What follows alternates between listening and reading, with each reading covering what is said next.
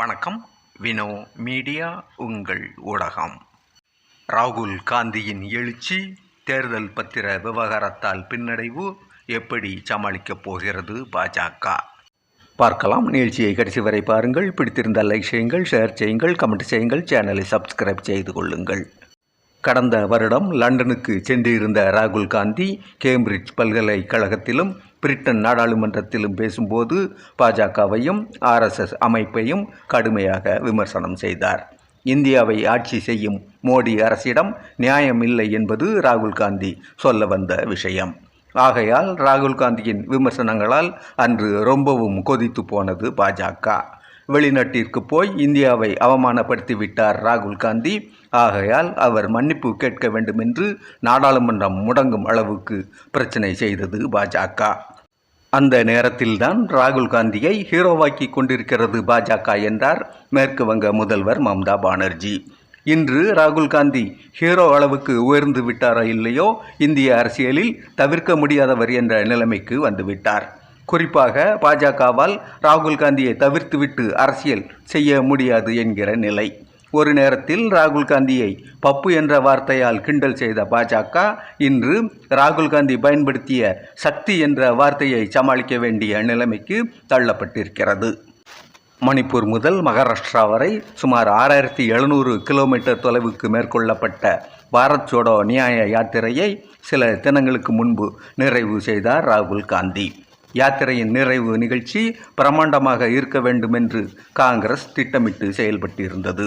நிறைவு நாள் பொதுக்கூட்டத்தில் இந்தியா கூட்டணியின் தலைவர்கள் பலரும் கலந்து கொண்டிருக்க முக்கிய செய்தியாகி போனது அது.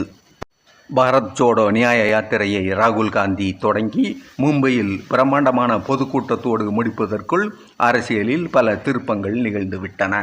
எதிர்க்கட்சிகள் ஒன்று சேர்ந்து உருவாக்கிய இந்தியா கூட்டணியில் கூட்டணி உருவாக முக்கிய காரணமாக இருந்த பீகார் முதல்வர் நிதிஷ்குமார் இப்போது இல்லை. பாரதிய ஜனதாவோடு ஐக்கியமாகிவிட்டார் அவர். மிக முக்கிய நபரான நிதிஷ்குமார் விலகிவிட்டதால் இந்தியா கூட்டணி இனி நீடிக்காது என்று அந்த காலகட்டத்தில் பெரிதாக பேசப்பட்டது. சமாஜ்வாடி கட்சி தலைவர் அகிலேஷ் யாதவ், ஆம் ஆத்மியின் அரவிந்த் கெஜ்ரிவால், மேற்கு வங்க முதல்வர் மம்தா பானர்ஜி போன்றவர்கள் இந்தியா கூட்டணியில் நீடிப்பார்களா என்ற சந்தேகம் சிறகடித்து பறந்தது. ஆனால் சிக்கல் வருமென்று எதிர்பார்த்தவைகளில் மேற்கு வங்கத்தில் திரிணாமுல் காங்கிரஸ் தவிர மற்ற முக்கிய கட்சிகளோடு தேர்தல் உடன்பாடு கண்டுவிட்டது காங்கிரஸ். மேற்கு வங்கத்தில் எல்லா தொகுதிகளிலும் மம்தா பானர்ஜி தனித்தே போட்டியிட போவதாக அறிவித்திருக்கிறார். என்றாலும் இந்தியா கூட்டணியில்தான் இருக்கிறார் அவர். இந்த நிலையில் ராகுல் காந்தியின் பாரத் ஜோடோ நியாய யாத்திரை நிறைவு பெறும்போது சரியாக நாடாளுமன்ற தேர்தல் தேதியும் அறிவிக்கப்பட்டிருக்கிறது. நடக்க இருக்கும் நாடாளுமன்ற தேர்தலில் வெற்றி வாய்ப்பு யாருக்கு என்பது பற்றிய ஊடக கருத்து கணிப்புகள் பாஜகவுக்குத்தான் வெற்றி வாய்ப்பு என்று சொல்லிக் கொண்டிருக்கின்றன. அதிலும் 400 தொகுதிகளில் பாஜக வெற்றி பெறும் என்று சொல்லும் சில கருத்து கணிப்புகளால் உற்சாகத்தில் இருக்கிறார்கள் பாஜக தொண்டர்கள். அதே சமயம் கருத்து கணிப்புகளை ஏற்றுக்கொள்ளும் மனநிலையில் எதிர்க்கட்சிகள் இல்லை. அப்படி ஏற்றுக்கொண்டால் அது தோல்வியை ஏற்றுக்கொண்டதாகிவிடும். ஆகையால் கருத்து கணிப்புகளை பற்றி கவலைப்படாமல் தங்கள் வேலைகளை தொடர்ந்து செய்து கொண்டிருக்கின்றன எதிர்க்கட்சிகள்.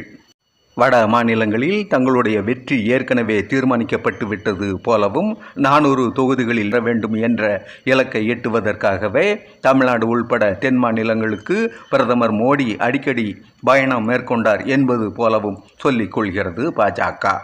அதை அப்படியே மறுத்து வட மாநிலங்களில் பாஜக தன் செல்வாக்கை இழந்துவிட்டது, தொகுதி இழப்பை சந்திக்கப் போகிறது. அதை சரிக்கட்டவே தென் மாநிலங்களில் வெற்றி வாய்ப்பை தேடி தீவிர முயற்சி செய்து கொண்டிருக்கிறது பாஜக என்று பதில் சொல்கிறது எதிர்க்கட்சி தரப்பு. இரண்டில் எது உண்மையாக இருந்தாலும் 2 தரப்புமே அவரவர் இடத்திலிருந்து இப்படித்தான் சொல்லிக்கொள்ள முடியும். அதே சமயம் நடந்து கொண்டிருக்கும் நிகழ்வுகள் பாஜகவுக்கு சந்தோஷம் தரும் வகையில் இல்லை.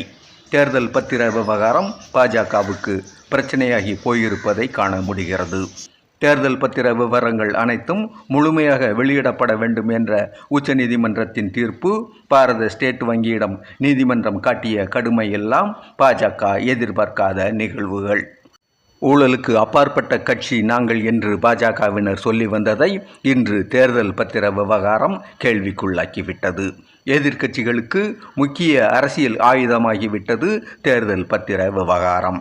உச்சநீதிமன்ற உத்தரவை தொடர்ந்து பாரத ஸ்டேட் வங்கி தேர்தல் பத்திர விவரங்களை வெளியிட்ட உடனேயே அதன் பாதிப்பு தெரிந்துவிட்டது. தேர்தல் பத்திரங்கள் மூலமாக பாஜக ஊழல் செய்திருக்கிறது என்ற வகையில் காங்கிரஸ் உள்ளிட்ட எதிர்க்கட்சிகள் பிரச்சாரத்தை கையில் எடுத்துவிட்டன. தேர்தல் பத்திர விவகாரத்துடன் பாஜகவை தொடர்பு படுத்தி கடுமையாக விமர்சிக்கிறார் ராகுல் காந்தி. மிரட்டி பணம் பறிப்பு எல்லாம் மோடி தலைமையில்தான் என்ற அவருடைய விமர்சனத்தை பாஜக சாதாரணமாக கடந்து போய்விட முடியாது என்பதுதான் இன்றைய யதார்த்தம்.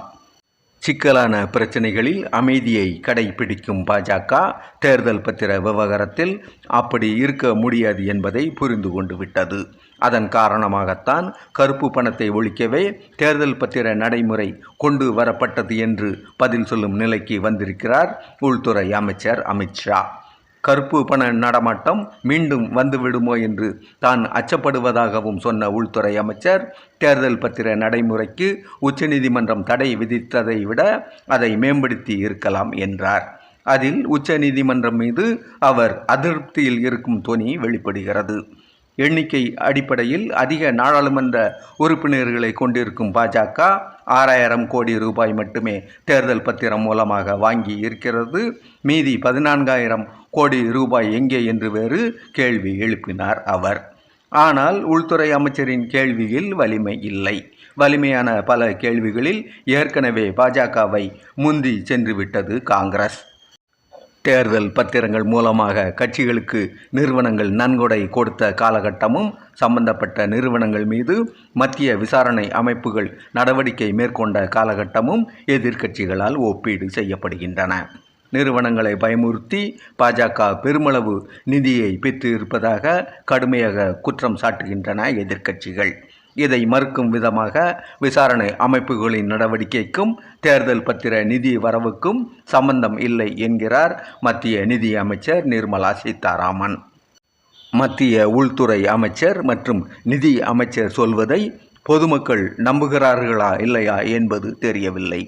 தேர்தல் பத்திரம் மூலம் மிரட்டி பணம் பறிப்பு எல்லாமே மோடி தலைமையில்தான் என்ற ராகுல் காந்தியின் குற்றச்சாட்டையும் பொதுமக்கள் நம்புகிறார்களா இல்லையா என்பது தெரியவில்லை. ஆனால் பாஜக ஒரு ஊழல் கட்சி என்ற எண்ணத்தை மக்களிடம் கொண்டு சேர்க்க காங்கிரஸ் உள்ளிட்ட எதிர்க்கட்சிகள் மும்முரமாக இருக்கின்றன. அதற்கு தேர்தல் பத்திர விவகாரம் உதவும் என்று எதிர்க்கட்சிகள் முடிவு செய்து தீவிர பிரச்சாரத்தில் இருக்கின்றன. இதற்கிடையில் விசாரணை அமைப்புகளைச் சேர்ந்த அதிகாரிகளை எச்சரிக்கும் வகையில் பாஜகவின் அரசு அகற்றப்பட்டு அவர்களின் பேச்சை கேட்டு செயல்பட்ட அதிகாரிகள் தண்டிக்கப்படுவார்கள் என்ற வார்த்தைகள் ராகுல் காந்தியிடமிருந்து வந்திருக்கின்றன. இப்படிப்பட்ட வார்த்தைகளை இதற்கு முன் ராகுல் காந்தி பயன்படுத்தியதில்லை. ஆகையால் வரும் தேர்தலில் வெற்றி பெற்று மத்தியில் காங்கிரஸ் ஆட்சியை கைப்பற்றும் என்ற நம்பிக்கை ராகுல் காந்தியின் மனதில் உதித்திருப்பது போல தெரிகிறது. பாரத் ஜோடோ நியாய யாத்திரை அவருக்கு அந்த நம்பிக்கையை உண்டாக்கி இருக்கலாம். என்றாலும் அவருக்கு கிடைத்த வரவேற்பும் பொதுக்கூட்டத்தில் கூடிய கூட்டமும் மட்டுமே வெற்றிக்கு காரணமாகிவிடும் என்று சொல்வதற்கில்லை. தேர்தல் நுணுக்கத்தில் கைதேர்ந்த பாஜகவை சமாளித்து இந்திய கூட்டணி முன்னேறுவது சாதாரண விஷயம் இல்லை. ஆன்மீகம், குடும்ப அரசியல், ஊழல் கட்சிகள் என்று இந்தியா கூட்டணியின் மேல் தொடர் விமர்சனத்தை எடுத்துக்கொண்டு இந்தியா கூட்டணியை எதிர்கொள்கிறது பாஜக. மேலும் மத்திய விசாரணை அமைப்புகளின் கைது நடவடிக்கைகள், காங்கிரஸ் கட்சியின் வங்கி கணக்குகள் முடக்கம் என்று வேறு வகையிலான பிரச்சனைகளாலும் இந்தியா கூட்டணி பாதிக்கப்படுகிறது. இந்தியா கூட்டணிக்கு பல வகையிலும் நெருக்கடி கொடுத்து தேர்தலில் வெற்றி பெறும் முயற்சியிலும் இருக்கிறது பாஜக. ஆகையால் யாருக்கு தேர்தலில் வெற்றி தோல்வி என்பதை பொறுத்திருந்து பார்ப்போம். நன்றி, வணக்கம்.